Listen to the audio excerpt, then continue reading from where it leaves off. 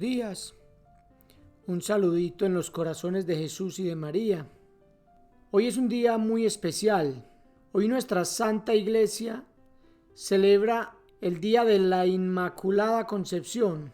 Este dogma maravilloso que celebra hoy nuestra Iglesia Católica.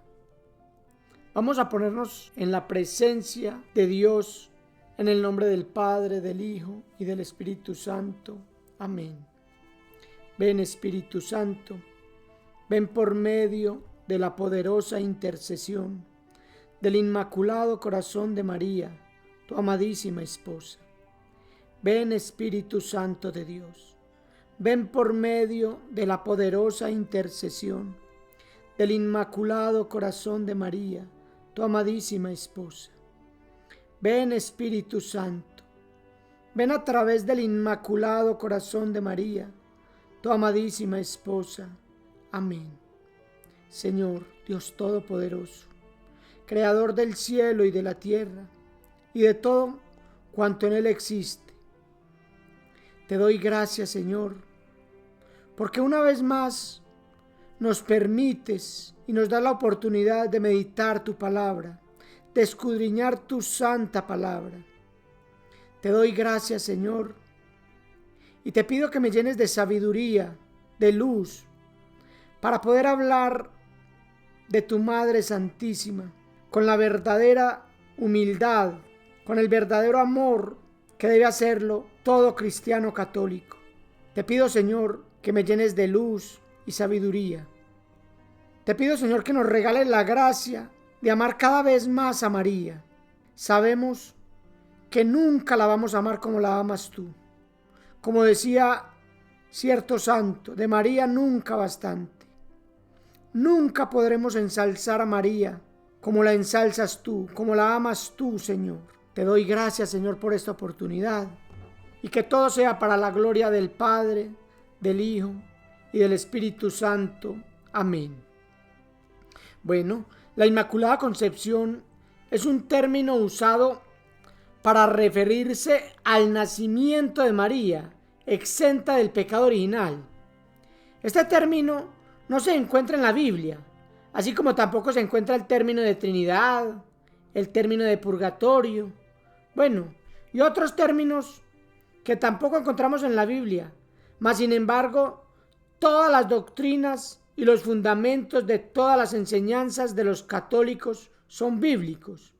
Así también el fundamento de la Inmaculada Concepción es totalmente bíblico. Si vamos al libro del Éxodo, capítulo 25, versículos 8 al 16, encontramos que Dios manda hacer el arca de la alianza, de la antigua alianza. Y Dios dice: me van a hacer un santuario para que yo habite en medio de ellos, y lo harán según el modelo que yo te enseñaré. Y da las instrucciones, da las medidas, y dice: y la revestirás de oro por dentro y por fuera, y labrarás una cornisa de oro. Alrededor harás unas barras con madera de acacia, y las cubrirás también de oro, y en el arca pondrás el testimonio que yo te daré. Miremos que la antigua arca de la alianza fue preparada con gran esmero y cuidado, usando materiales vírgenes. Miremos que para la construcción del arca se usaron los más finos y puros materiales que existían en ese momento, siguiendo las expresas indicaciones de Dios, como lo podemos ver en este texto del Éxodo. Esta arca de la alianza es una prefiguración de María. Dios no tiene ningún motivo para crear a María con menos cuidado que aquella arca. Por eso los católicos tenemos la seguridad y la certeza de que la gracia de Dios se manifiesta en su plenitud en María Santísima, como la perfección que el arca antigua prefigura. Si vamos a Génesis capítulo 1, versículo 27, leemos lo siguiente: y creó Dios al hombre, a imagen de Dios lo creó, macho y hembra los creó. Palabra de Dios. Eva, la primera mujer, el arquetipo femenino del Antiguo Testamento, fue creada sin pecado original, y así también fue creada María, y ella es el cumplimiento completo de ese modelo en el Nuevo Testamento, como la nueva Eva. Si la primera Eva era importante y fue creada sin pecado, pues María tiene una importancia mucho mayor que Eva en la historia de la salvación. Y por eso Dios no le dio una forma inferior a aquella primera mujer. Entonces no es posible que el cumplimiento sea de menor calidad que su prefiguración.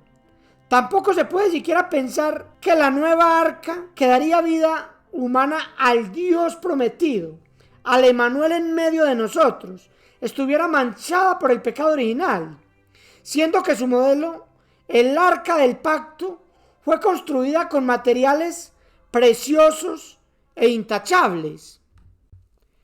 Si vamos a Lucas capítulo 1, versículos 26 al 28 dice: al sexto mes, el ángel Gabriel fue enviado por Dios a una ciudad de Galilea llamada Nazaret, a una virgen que estaba comprometida en matrimonio con un hombre llamado José, de la familia de David. La virgen se llamaba María. Llegó el ángel hasta ella y le dijo: alégrate, llena de gracia, el Señor está contigo. Palabra del Señor. Miremos que el ángel Gabriel alaba a María, la llama llena de gracia, plena en gracia, en latín gratia plena. Esto significa literalmente aquella que ha sido perfeccionada en gracia. Este saludo angelical no tiene precedentes en las Escrituras. Nunca un ángel había honrado a alguien de esta manera. San Gabriel no hubiera usado esas palabras si María hubiese estado en un estado pecaminoso. Miremos que en el versículo 29 dice que María quedó muy conmovida al oír estas palabras del ángel y se preguntaba qué significaría tal saludo. María era una joven inocente. Su inocencia no le daba para imaginar lo que significaba aquel saludo. Pero en el versículo 30, el ángel le dice: no temas, María, porque has encontrado el favor de Dios. Concebirás en tu seno y darás a luz un hijo al que pondrás el nombre de Jesús. Será grande y justamente será llamado Hijo del Altísimo. El Señor Dios le dará el trono de su antepasado David. Gobernará para siempre al pueblo de Jacob y su reino no terminará jamás. Versículo 34. María entonces dijo al ángel: ¿cómo puede ser eso si yo soy virgen? Contestó el ángel: el Espíritu Santo descenderá sobre ti y el poder del Altísimo te cubrirá con su sombra. Por eso el niño santo que nacerá de ti será llamado Hijo de Dios. Esto es maravilloso. El ángel le está diciendo a esta niña inocente nada más y nada menos que será la madre del Hijo de Dios. Miremos qué dice el ángel: que el Espíritu Santo te cubrirá con su sombra. Por lo tanto, aquí María pasa a ser la esposa del Espíritu Santo. Pasa a ser propiedad del Espíritu Santo. Y la Escritura dice que lo que es consagrado a Dios, nadie más lo puede tocar. Si vamos a Ezequiel capítulo 44, versículos 2 y 3 dice: me dijo: esta puerta permanecerá cerrada, no la abrirá nunca, y nadie entrará por ella, porque Yahvé, Dios de Israel, pasó por esa puerta, permanecerá cerrada. Palabra de Dios. Para los que dicen que María después del parto ya no siguió siendo virgen, que porque ella tuvo relaciones con José, eso es imposible. María ya era propiedad de Dios. Si María hubiera tenido relaciones con José, hubiera adulterado contra su esposo, contra el Espíritu Santo. José ante los hombres era el legítimo esposo de María. Ese era el plan de Dios, que el niño naciera dentro de una familia normal aquí en la tierra. Pero ante Dios todo era muy distinto. María era propiedad de Dios, pero eso había sido escogida con tanto cuidado, así como el arca de la antigua alianza había sido construida con tanto esmero. Si vamos a Lucas capítulo 1, versículo 40 en adelante dice: entró en casa de Zacarías y saludó a Isabel. Al oír Isabel su saludo, el niño dio saltos en su vientre. Isabel se llenó del Espíritu Santo. Miremos que María estaba llena del Espíritu Santo, tanto que con su saludo Isabel también se llenó del Espíritu Santo. Y miremos lo que dice Isabel llena del Espíritu Santo en el versículo 42. Y exclamó en alta voz: bendita tú eres entre las mujeres y bendito el fruto de tu vientre. ¿Cómo he merecido que venga a mí la madre de mi Señor? Miremos que Isabel la está llamando madre de mi Señor. ¿De qué Señor está hablando Isabel? Está hablando nada más y nada menos que del Señor Dios, del Todopoderoso, del Creador del cielo y de la tierra. Y en esa confesión hay certeza de que no hay error, porque dice la Biblia que Isabel estaba llena del Espíritu Santo.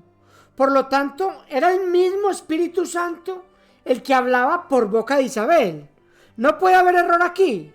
Para aquellos que dicen que María no es madre de Dios, están diciendo que el Espíritu Santo se equivocó cuando dice que María es madre del Señor. Es el mismo Espíritu Santo el que dice por boca de Isabel en el versículo 45: dichosa tú por haber creído que se cumplirían las promesas del Señor. Y viene María en el versículo 46 y proclama el bello canto del Magnificat. Y dice en el versículo 48: y desde ahora todas las generaciones me llamarán feliz. En otras traducciones dice: me llamarán bienaventurada. ¿Qué es lo que hacemos nosotros los católicos? Para los que dicen que los católicos tenemos a María como una diosa, eso es falso. Eso es una calumnia. Nosotros lo único que hacemos es dar cumplimiento a esta profecía de Lucas de llamar a María bienaventurada. Es la Biblia la que está diciendo que llamemos a María bienaventurada. Cosa rara en los hermanos protestantes que dicen creer tanto en la Biblia, pero no son capaces de encontrar aquí una profecía de llamar a María bienaventurada. Eso es raro. Pero bueno, miremos que María describe las bendiciones que Dios le ha dado en forma especial y personal.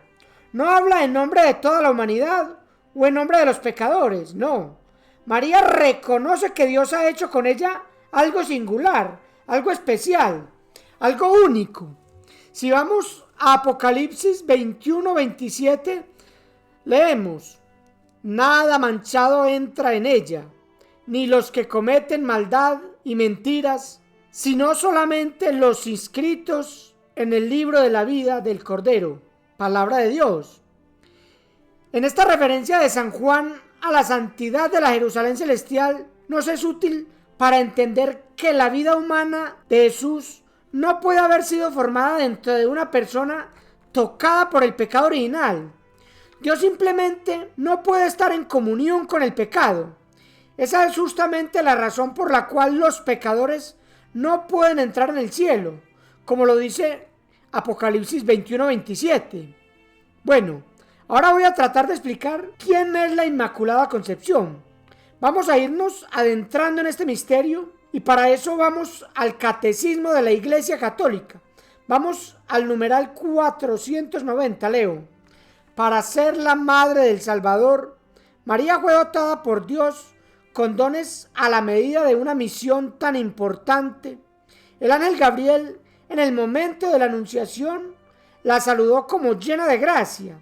En efecto, para poder dar asentimiento libre de su fe al anuncio de su vocación, era preciso que ella estuviese totalmente poseída por la gracia de Dios. Palabras del Catecismo de la Iglesia Católica.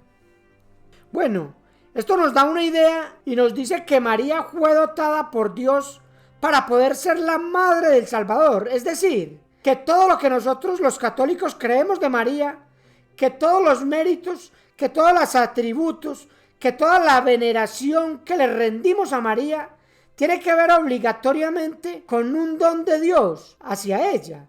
Es decir, que todo el amor que le damos a María no es a María en sí misma, es a María por la función especialísima, por la función única que Dios le asignó. Entonces, todo lo que nosotros reconocemos a María, la toda pura, la llena de gracia, la sin pecado. Todo esto es un regalo de Dios hacia ella.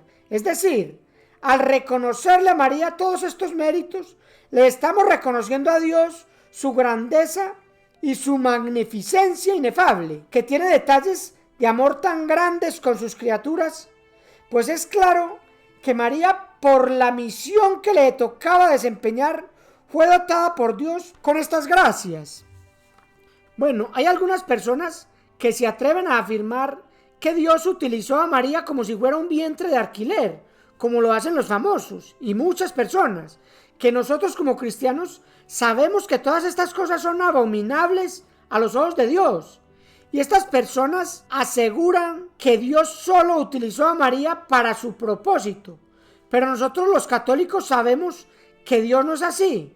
Nosotros sabemos que Dios nos ama como a sus hijos y no nos ve como objetos que utiliza y luego los tira. No, nosotros no podemos rebajar a Dios hasta estos extremos de compararlo con muchos seres humanos que sí hacen eso. Dios nos ama demasiado para hacer algo así. Y María es tan hija de Dios como usted o como yo. Y es más, yo me atrevo a decir que María es la hija predilecta de Dios, en función a la misión única que Dios le iba a encomendar, ser la madre de su único hijo, a esa misión de llevar en su vientre a la segunda persona de la Trinidad eterna. María iba a llevar en su vientre al Dios hecho carne por 9 meses. María lo iba a alimentar con su sangre, le iba a dar carne de su propia carne, luego lo amamantó con sus pechos.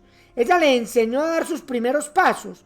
Probablemente la primera palabra que dijo Jesús haya sido mamá, y se la dijo a María. ¿Cuántas canciones no le debe haber cantado en su cuna, arrullándolo antes de dormirse? Esta misión de María es todo un proyecto de Dios, preparado desde la creación del mundo.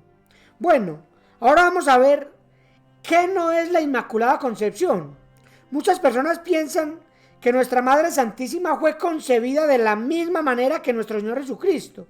O sea, que ellos piensan que nosotros pensamos eso, que María fue concebida sin participación de varón. Eso es lo que mal piensan algunas personas y nos juzgan diciendo que es lo que nosotros pensamos. Pero eso no es así. Nuestra Madre Santísima tuvo sus padres. La tradición de la Iglesia nos habla de Joaquín y de Ana. Aunque estos nombres no aparecen en la Biblia, la Iglesia ha tomado estos datos de los evangelios apócrifos, que aunque estos evangelios no son reconocidos por la Iglesia como inspiración divina, sí le proporcionan a la Iglesia muchos datos interesantes, como el caso de los nombres de los padres de nuestra Madre Santísima. Bueno, la concepción de María se llevó a cabo de la misma manera que pasa con todos los seres humanos, de la unión entre un hombre y una mujer que se unen en una relación y que se produce una nueva vida cuando Dios lo permite, claro.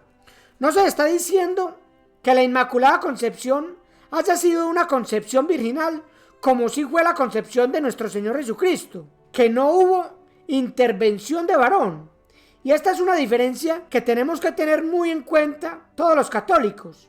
Entonces tenemos que tener muy claro que María fue concebida con la participación de varón, a diferencia de la concepción de Jesús, que no hubo participación de varón.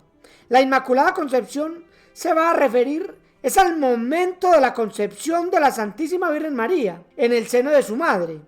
En ese momento es al que nos estamos refiriendo, una concepción de un nuevo ser, en este caso de María, de manera inmaculada. ¿Qué significa inmaculada? Inmácula, sin mancha. Estamos hablando de la mancha del pecado original, esa mancha con la cual todos nosotros nacemos, siendo una mancha no imputada a nosotros, es decir, no la tenemos por una acción que hayamos hecho, es algo que viene impreso en nuestra naturaleza humana caída, heredada de nuestros primeros padres, Adán y Eva. Entonces, la Inmaculada Concepción nos va a hablar en primer lugar de que María, en el instante de la concepción, fue concebida sin mácula, sin mancha. Al igual que el arca de la antigua alianza, fue construida con los más finos y más preciosos materiales. Así María, que era el arca de la nueva alianza, no podía ser construida de otra manera. Pues el arca de la antigua alianza, ¿qué contenía? Contenía las tablas de la ley, que eran la palabra de Dios escritas con el mismo dedo de Dios. Y la Santísima Virgen, ¿qué iba a contener en su vientre? A la misma palabra de Dios hecha carne, que era Jesucristo. ¿Qué más contenía la antigua arca? Un poco del maná que cayó del cielo.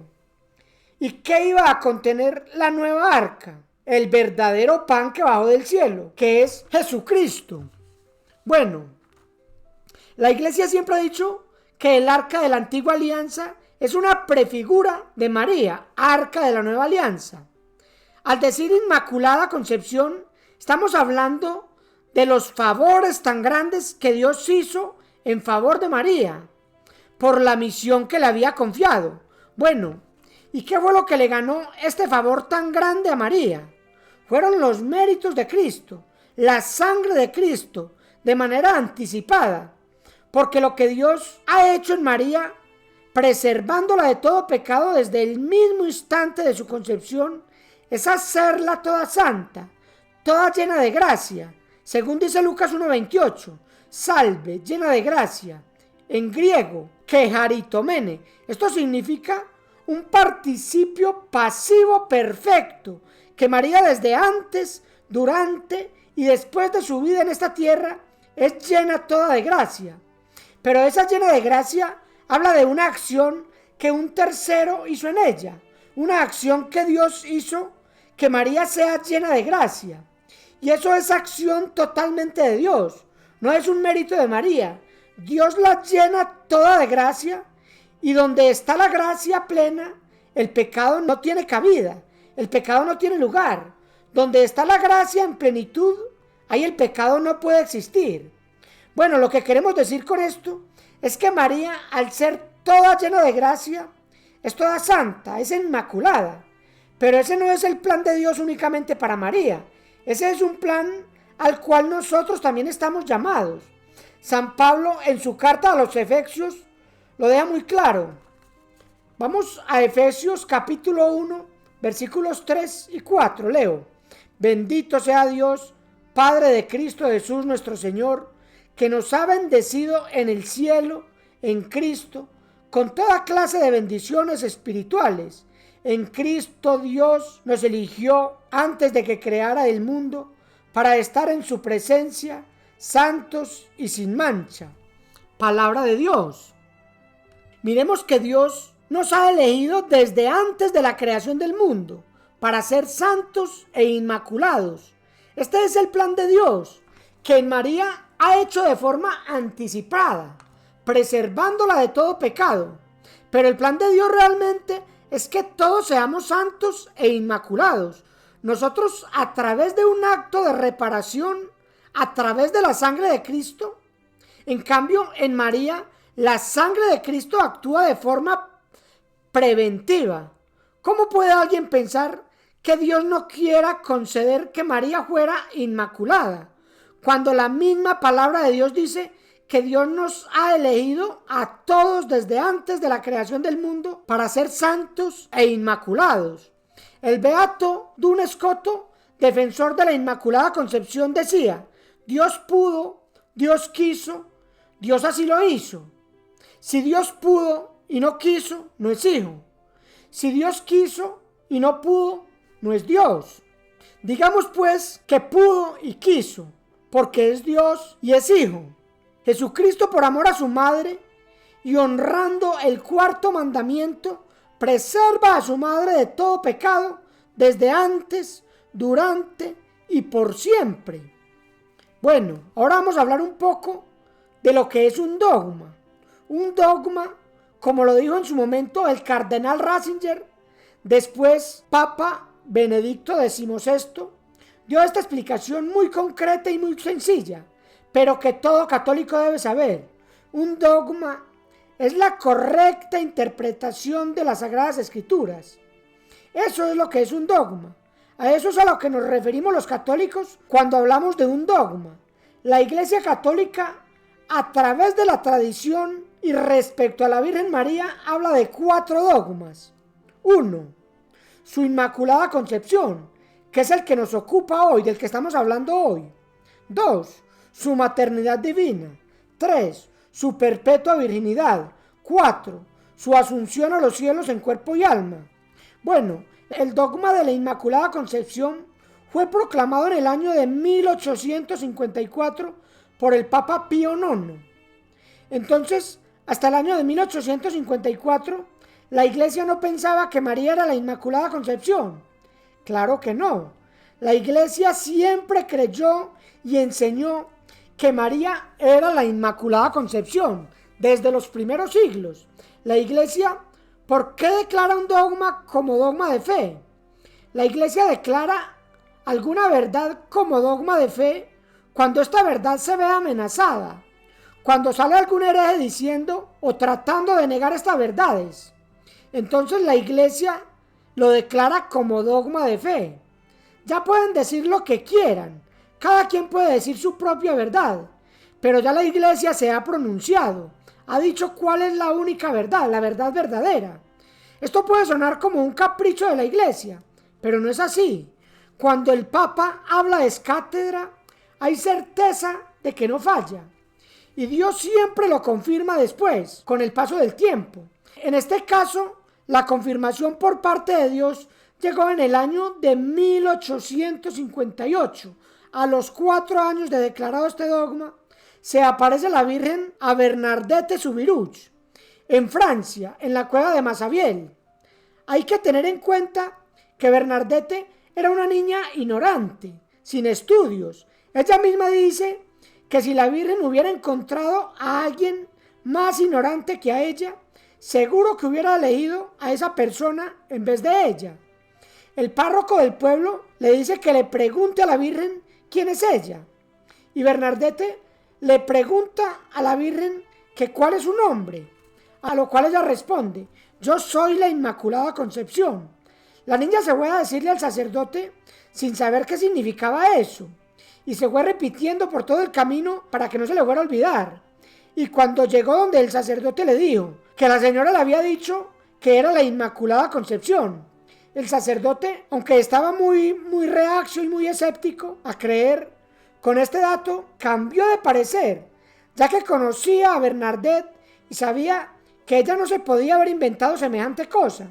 Entonces miremos que el mismo cielo confirma las verdades que declara la Iglesia de Jesucristo. Bueno, Dios eligió a la Virgen María para ser la madre de su Hijo.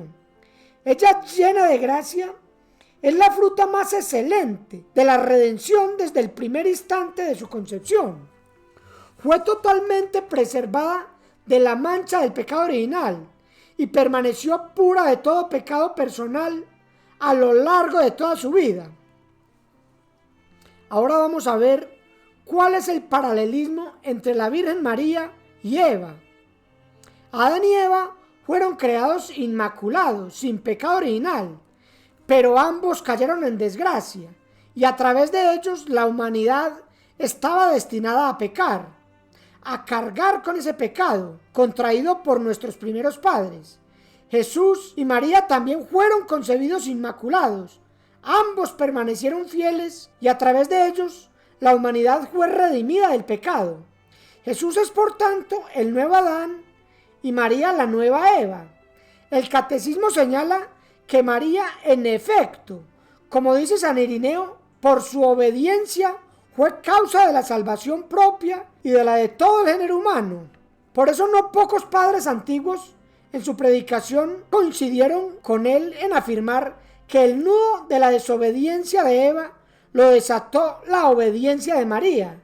Lo que ató la Virgen Eva por su desobediencia, por su falta de fe, lo desató la Virgen María por su fe y por su obediencia. Comparándola con Eva, llaman a María madre de los vivientes y afirman con mayor frecuencia que la muerte vino por Eva y la vida por María. Los que mueren en la amistad con Dios y así para ir al cielo serán liberados de todo pecado y mancha que los afea. Seremos así vueltos inmaculados. Dios nos purifica y nos prepara en santidad. Y si morimos en su amistad, pero imperfectamente purificados, Él nos purificará en el purgatorio y nos volverá inmaculados. Al dar a María esta gracia de primer momento de su concepción, Dios nos muestra una imagen de nuestro propio destino. Él nos muestra que esto es posible para los seres humanos a través de su gracia. San Juan Pablo II señaló que en contemplación de este misterio podemos decir que María, al lado de su Hijo, es la imagen más perfecta de la libertad, de la humanidad. La Iglesia debe mirar hacia ella como madre y modelo para comprender en su integridad el sentido de su misión. Fijémonos, por tanto, nuestra mirada en María, ícono de la Iglesia peregrina en el desierto de la vida, pero orientada a la meta gloriosa de la Jerusalén celestial, que es la Iglesia ya triunfante en el cielo, donde resplandecerá como esposa del Cordero, que es Cristo Jesús.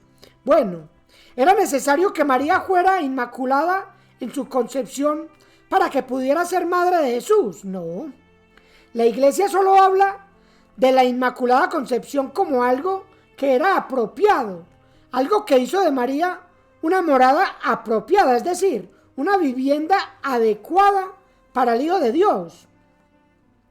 Y por eso afirman los padres de la Iglesia que la misma Santísima Virgen fue por gracia limpia de toda mancha de pecado y libre de toda mácula del cuerpo, alma y entendimiento, y que siempre estuvo con Dios y única con Él, con eterna alianza, que nunca estuvo en las tinieblas, sino en la luz, y por consiguiente fue aptísima morada para Cristo, no por disposición corporal, sino por la gracia original, pues no caía bien que aquel objeto de elección fuese atacada de la universal miseria del pecado, pues diferenciándose inmediatamente de los demás, participó de la naturaleza, no de la culpa, mas aún mucho convenía que como el unigénito tuvo Padre en el cielo, a quien los serafines ensalzan por santísimo, tuviese también en la tierra una madre que no hubiera jamás sufrido mengua en el brillo de su santidad. Bueno, la Iglesia celebra la Inmaculada Concepción el 8 de diciembre y en muchos países es una fiesta de guarda, tanto que el católico debe asistir a misa ese día. María, como la mujer esperada en el protoevangelio Génesis 3:15, se mantiene en enemistad con la serpiente, porque es llena de gracia. Las devociones a la Inmaculada Virgen María son muchas. Sus devotos destacan santos como San Francisco de Asís, San Agustín, San Bernardo, San Alfonso María de Ligoria, San Luis María Griñón de Montfort. Además, la devoción a la Inmaculada Concepción de María fue llevada a toda la Iglesia de Occidente por el Papa Sixto IV en el año de 1483.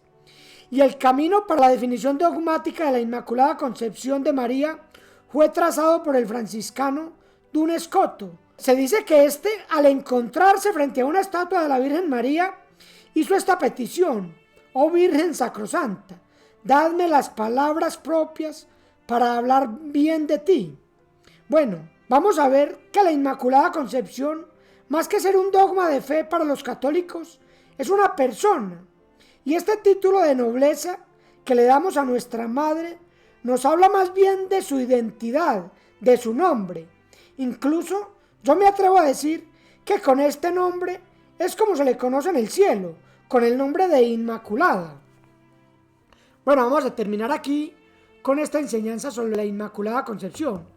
Vamos a terminar con una salve para darle la gloria a Dios a través de María.